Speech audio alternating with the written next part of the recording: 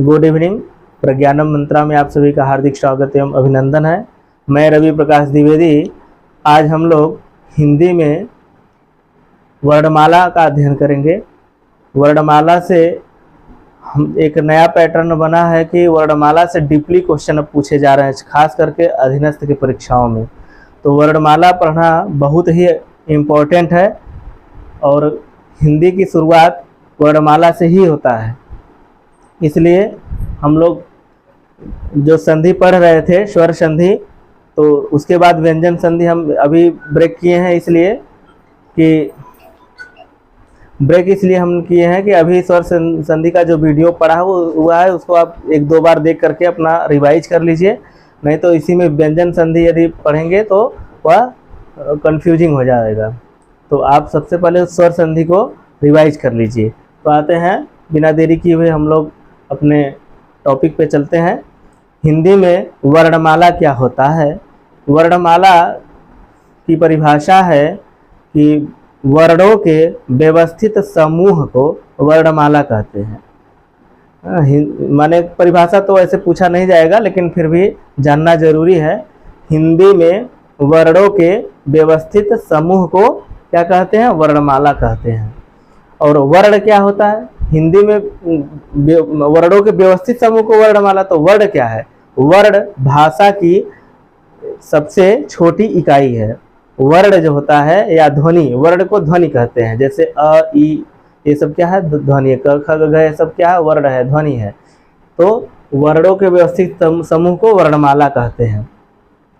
वर्णमाला जो है में जब देखेंगे आप, तो हमारा जो वर्ण होता है वह दो आधारों पे डिवाइड किया गया है। एक लेखन के आधार पे, एक उच्चारण के आधार पे। आप देखेंगे कि उच्चारण के आधार पे अगर देखेंगे, नंबर एक,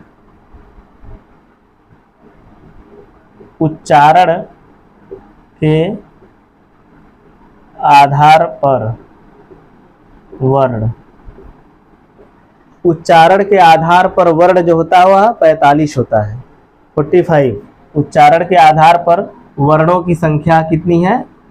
45 है। उच्चारण के आधार पर वर्णों की संख्या 45 है, जिसमें इस 45 में क्या है?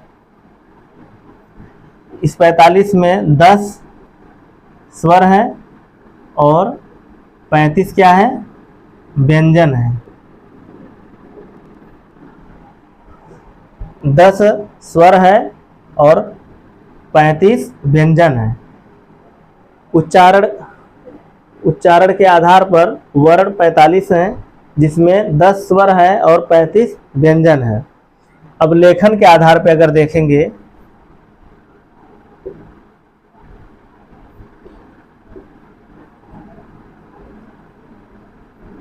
लेखन के आधार पर वर्ण 52 प्रकार के हैं। 52 वर्णों की संख्या कितनी है? 52 है। लेखन के आधार पर वर्णों की संख्या 52 है, 52। अब 52 में क्या है कि 52 में 13 स्वर हैं और 35 व्यंजन हैं। 13 स्वर हैं, 35 व्यंजन हैं और 4 प्लस 4 संयुक्त व्यंजन है।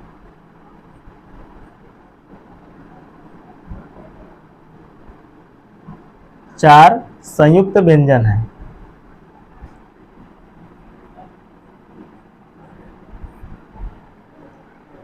तेरह 35, ये हो जाएगा 48, 4 52। 13, 35, 48, 4 52। तो हिंदी में आप देखेंगे कि लेखन के आधार पे जो स्वर है, वर्ण है हमारा, वह 52 होता है, जिसमें कि 13 स्वर हो गया, 35 व्यंजन हो गया, 4 संयुक्त व्यंजन हो गया। ठीक ना?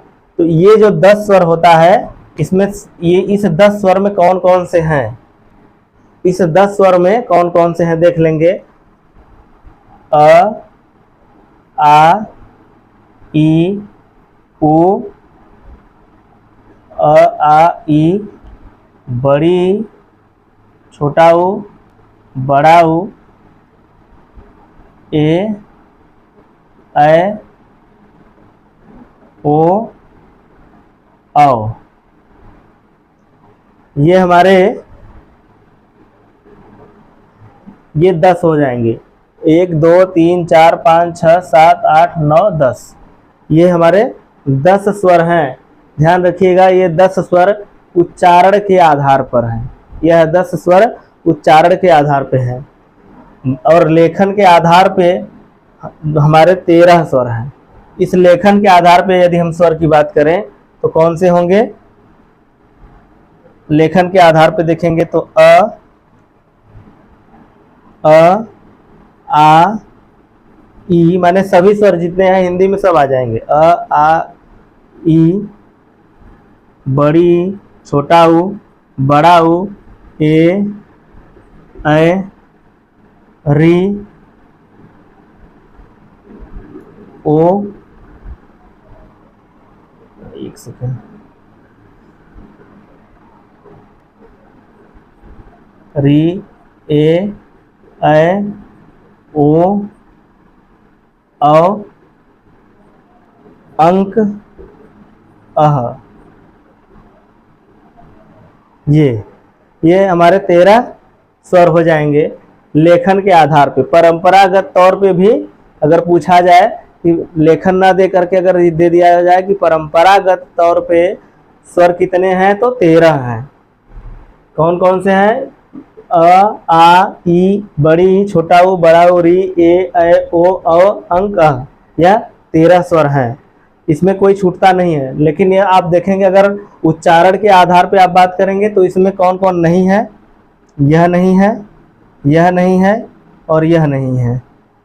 ये 3 इसमें नहीं रहता है। किसमें? उच्चारण के आधार पर ये 3 नहीं रहता है। और 35 व्यंजन की बात करेंगे, इसमें भी 35 व्यंजन है, इसमें भी 35 व्यंजन है। 35 व्यंजन की बात करेंगे तो इसमें आप देख लीजिए 35 व्यंजन में क वर्ग, ख वर्ग, च वर्ग, क वर्ग, च वर्ग, ट वर्ग, त वर्ग, प वर्ग। कितने हो गए? एक वर्ग में 5 अक्षर होते हैं। क वर्ग में 5, च वर्ग में 5, ट वर्ग में 5, त वर्ग में, प वर्ग में 5। तो 5, ये 5 गुणे 5 कितना हो जाएगा? 25। तो इसमें कितने हो गए? 25। इसके बाद फिर आप देखेंगे 35 व्यंजन में ये 25 ये हो गए और 4 अंतस्थ हो जाएंगे। 4 अंतस्थ और 4 ऊष्म। 4 अंतस्थ, 4 ऊष्म। कितने हो जाएंगे? 8। 25 में 8 जोड़ेंगे तो कितना हो जाएगा? 33। बचा 2। 2 क्या है? 2 द्विगुण व्यंजन है। 2 कौन से हैं? द्विगुण। द्विगुण में कौन कौन से आता है? ये वाला आप देखे होंगे, ये दिख रहा है ना, ड़ ड़। ये कौन से व्यंजन है? द्विगुण व्यंजन है। परीक्षाओं में ऐसे पूछ लिया जाता है, ऑप्शन में दे करके ये दे देगा, पूछेगा यह कौन द्विगुण व्यंजन इसमें से कौन है जो है, तो ये द्विगुण व्यंजन है। ड़ ढ़, ये द्विगुण व्यंजन है। अभी हमारे 35 हो गए। क वर्ग में क से लेके प वर्ग तक 25, 4 ये कितने हो जाएंगे? 33, 2 35। तो यह इस प्रकार से उच्चारण के आधार पर भी 35 व्यंजन होते हैं और लेखन के आधार पर भी 35 व्यंजन होते हैं। दोनों में व्यंजन एक समान पे है। अब देखेंगे जो 4 ये संयुक्त व्यंजन बचा उसे वह कौन सा है? 4 संयुक्त व्यंजन। 4 संयुक्त व्यंजन में हम देखेंगे तो यहाँ पे लिख दे रहे हैं संयुक्त व्यंजन। संयुक्त व्यंजन, देखिए संयुक्त व्यंजन, ध्यान रखिएगा संयुक्त व्यंजन हमारा उच्चारण के आधार पे नहीं लिया जाता है लेकिन लेखन के आधार पे लिया जाता है। देखिए संयुक्त व्यंजन में कौन कौन से हैं? छ, त्र, ज्ञ,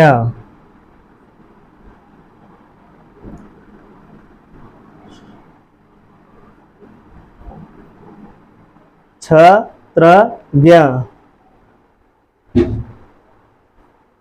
संयुक्त व्यंजन चार होते हैं, छ त्र ज्ञ और एक होता है स्र। यह चार संयुक्त व्यंजन है, छ त्र ज्ञ स्र। संयुक्त व्यंजन क्यों हम इसको संयुक्त व्यंजन कहते हैं? क्योंकि यह दो वर्णों के मेल से बनता है, दो वर्णों के मेल से बनता है, इसलिए हम संयुक्त व्यंजन इसको कहते हैं। छ हमारा कौन कौन से, बहुत ही इंपॉर्टेंट है कि देख लीजिए, छ हमारा किन वर्णों से मिलकर के बनता है? क और स। क और स से हमारा क्या बनता है? छ बनता है, ध्यान रखिएगा, क और स से।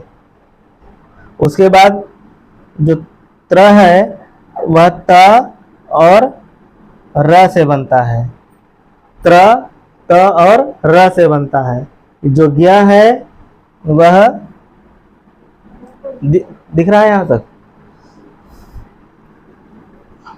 जो ज्ञ है वह ज और य से बनता है, और जो स्र है वह श और र से बनता है, SHR, श और र से बनता है स्र।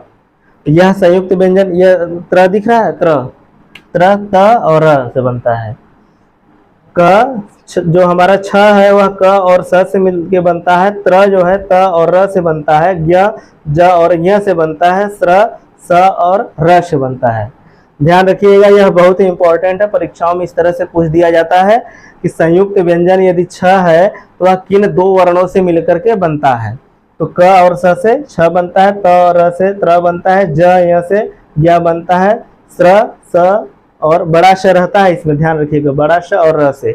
अगर इसको याद करने का एक ट्रिक हम आपको बता दें कि इसको जो छ छत्री है, यह इसको आप देखेंगे कि इंग्लिश में इसको कन्वर्ट कर देंगे, तो जब लिखा जाता है KSH, छ छत्री को, छ को इंग्लिश में क्या लिखा जाता है? KSH। तो यह K से क्या हो गया? क, और SH से क्या हो गया? श। इस प्रकार ये जो त्र है इसको TR, TRY होता है त्र ना, तो TR से त्र, और GY ज्ञ को GY कहा जाता है, तो यहाँ जी से ग मत समझिएगा, ज और य से ये बनता है। और SHR, स्र को हम क्या लिखते हैं? SHR, तो SH से स और र से R हो गया। इस तरह से आप सेट करना चाहेंगे तो एक ट्रिक के माध्यम से सेट कर सकते हैं। तो हमारा यह वर्णमाला का एक सारणी तैयार हो गया, जिसमें हमने देखे कि उच्चारण के आधार पर 45 वर्ण होते हैं, जिसमें 10 स्वर होते हैं और 35 व्यंजन होते हैं, और लेखन के आधार पर वर्णों की संख्या 52 होती है, जिसमें कि 13 स्वर हो जाता है और 35 व्यंजन, 4 संयुक्त व्यंजन होते हैं। संयुक्त व्यंजन में ये हमने बताया और द्विगुण में ये बताया। अंतस्थ और उष्म बचा, अंतस्थ उष्म लिख दे रहे हैं, इसके बाद फिर स्वरों का वर्गीकरण हम लोग पढ़ेंगे।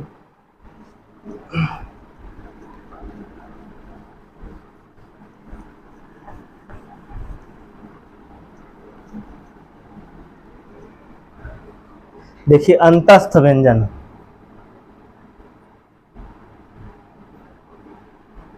अंतस्थ व्यंजन, अंतस्थ व्यंजन और उष्म व्यंजन। उष्म व्यंजन, अंतस्थ व्यंजन कौन कौन से होते हैं? य, र, ल, व। यह क्या कौन कौन सा हुआ? य, र, ल, व। यह अंतस्थ व्यंजन हो गया। उष्म व्यंजन, उष्म व्यंजन में हम देखेंगे, उष्म व्यंजन में श, ख, श, ह, यह उष्म व्यंजन हो गया। ठीक ना। ध्यान रखिएगा जिनको बोलने में वायु का प्रयोग ज्यादा होता है वह ऊष्म व्यंजन होते हैं, और जिसको बोलने में वायु का प्रयोग कम हो वह अंतस्थ व्यंजन होते हैं। य र ल व अंतस्थ हो जाएंगे और ऊष्म व्यंजन श ख श ह। अगर प्रत्याहार के माध्यम से इनको याद करना चाहेंगे तो यड़ प्रत्याहार के अंतर्गत जो आते हैं वह अंतस्थ व्यंजन होते हैं, और सल प्रत्याहार के अंतर्गत जो आते हैं वह ऊष्म व्यंजन होते हैं। ठीक ना। तो अंतस्थ ऊष्म का आप अध्ययन कर लिए। अब हम लोग आएंगे, यह वर्णमाला पढ़ लिए, वर्णमाला में स्वर और व्यंजन हमने जाना। अब स्वरों का वर्गीकरण किया जाता है। स्वरों का वर्गीकरण हम लोग अब अगले दिन पढ़ेंगे, जिसमें कि 7 प्रकार से हम आप लोगों को बताएंगे कि स्वरों का वर्गीकरण 7 प्रकार से बताया गया है। ओके, नमस्कार।